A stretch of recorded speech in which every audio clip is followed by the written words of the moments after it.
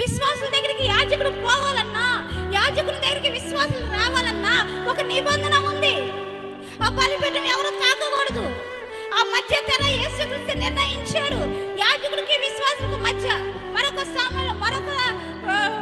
పాత నిబంధనలో ఉంది, కొన్ని గజాల దూరము బలిపీఠానికి యాజకుడికి మనం దూరంగా ఉండాలి.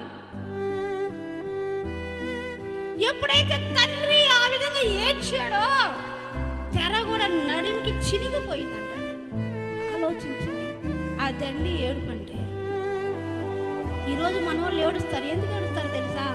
అన్నం లేదని, కూర లేదని, డబ్బులు లేవని, ఇల్లు లేవని, పట్టుకునే మంచి వస్త్రాలు లేవని, లేకుంటే మా పెత్తనాలు సాగట్లేదని, లేకుంటే నన్ను కించపరుస్తున్నారు పలానోళ్ళని, ఈ విధమైన చచ్చేడుపులు ఏడుస్తారు. కానండి తండ్రి చేయి విడిచిపెట్టినప్పుడు మన యేసయ్య ఏ విధంగా ఏడ్చాడో ఆ విధంగా నువ్వు నేను ఏడవ కలిగితే మనకి విజయమేనండి. హల్లెలూయా.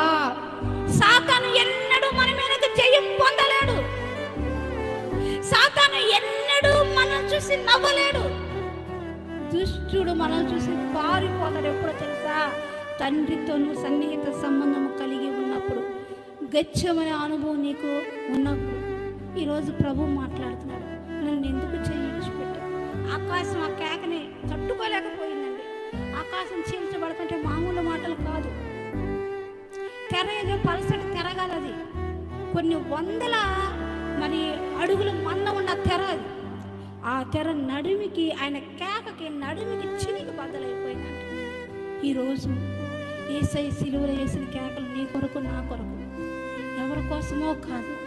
ఈరోజు నీకు తండ్రితో కనెక్షన్ ఉందా? ఈరోజు తండ్రితో నీకు అలవాటు ఉందా? తండ్రితో నువ్వు మాట్లాడే అలవాటు ఉందా? లేకుంటే మనుషులతో మాట్లాడే అలవాటు ఉందా? ఆలోచించుకోండి. క్రైస్తవుడు అంటే గొప్పవాడని చెప్పని చరిత్ర చెప్తుంది. క్రైస్తవులు అంటే దరిద్రులు అని చెప్పని మనం చెబుతున్నామండి. ఈరోజు తండ్రితో నీకు అనుభవం ఉండాలండి. ఈ లోకంలో ఆశీర్వాదకరంగా ఉండాలి, పరమందు ఆశీర్వాదకరంగా ఉండాలి. హల్లెలూయా.